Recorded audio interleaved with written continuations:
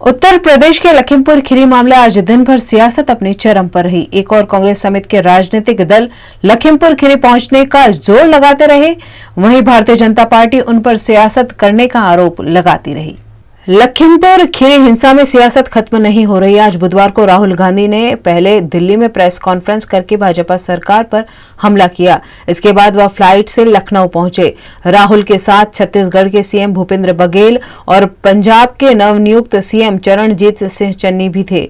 Lucknow airport से राहुल बाहर निकलने लगे तो प्रशासन ने उनको जाने नहीं दिया, जबकि इससे पहले खबर आई थी कि यूपी सरकार ने राहुल और प्रियंका को लखीमपुर जाने की अनुमति दे दी है। उधर प्रशासन ने 24 घंटे पहले गिरफ्तार प्रियंका को भी रिहा कर दिया। रिहा करने से पहले उनका हेल्थ चेकअप भी किया गया।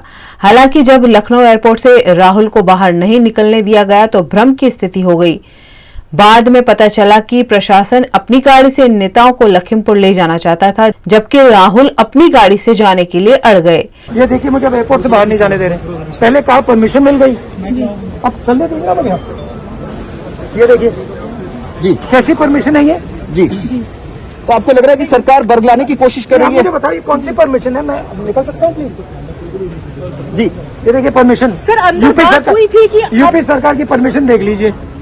जी सर, अंदर बात हुई थी कि आपको जाने देंगे और अब एयरपोर्ट पे ही आपको रोका जा रहा है। कैमरा लगाओ ना यहाँ, ये देखो क्या हुआ। ये देखो, आपको लगता है मिसलीड करने की कोशिश की गई, आप लोग को कहीं और ले जाने की कोशिश है, जो गाड़ी जिस तरह से लगाई गई दूसरी मुझे नहीं मालूम भैया, मैं तो यहाँ से निकलना चाहता हूँ, एयरपोर्ट से निकलने नहीं दे रहे। तो आप यहीं धरने पे रहेंगे सर जब मैं तक? क्या करूँ, निकल नहीं पा रहा हूँ। तो सर, आप धरने पे रहेंगे जब तक आप बैठा हूँ, निकलने नहीं दे रहे।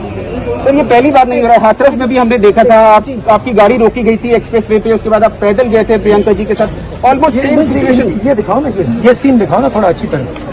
आपको लगता है क्लियर डायरेक्शंस हैं कि आपको रोका जाए एयरपोर्ट पे ही और किसी और रास्ते से लेके जाया जाए कहीं और? वो तो सामने रोका हुआ है, मैं निकलने की कोशिश कर रहा हूँ, देखो जी। तो ये है परमिशन यूपी सरकार की। इस मांग पर अड़े राहुल एयरपोर्ट पर ही धरने पर बैठ गए। बाद में सरकार ने उन्हें खुद की गाड़ी से लखीमपुर जाने की अनुमति दे दी।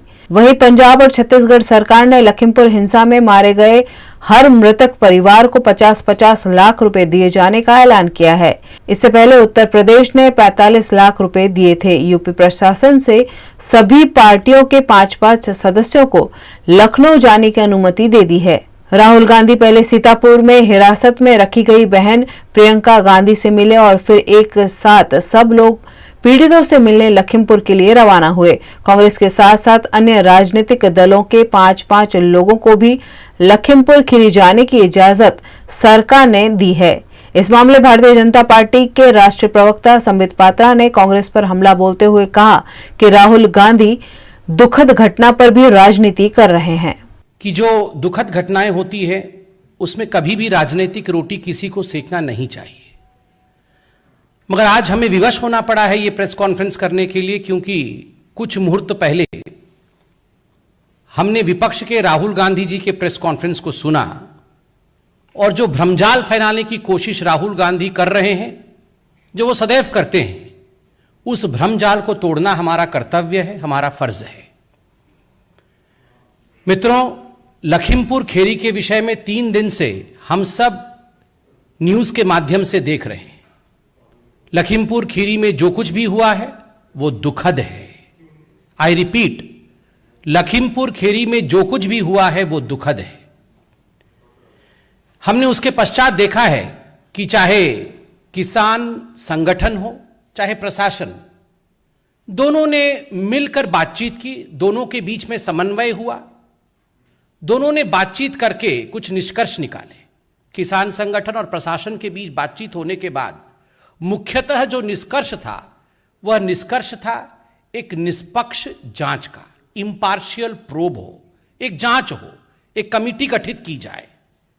और दोनों ही पक्षों ने मिलकर के प्रेस कॉन्फ्रेंस भी किया और देश को संबोधित किया और कहा कि हिंसा आगे नहीं बढ़नी चाहिए और जांच होगी। जांच के प्रोसेस को हम देख रहे हैं, टीवी के माध्यम से आरंभ होना है। और मुझे लगता है कि हम सब की, चाहे हम राजनीतिक दल के, चाहे हम किसी संस्था के सदस्य क्यों न हो, हमारा मुख्य कर्तव्य होता है कि जब एक निष्पक्ष जांच होना हो या निष्पक्ष जांच चल रही हो, उस समय हम गैर जिम्मेदाराना टिप्पणी, बयान या इस प्रकार के बयानबाजी ना करें जिससे पक्षपात होता हो, जिससे न्याय नहीं होता हो।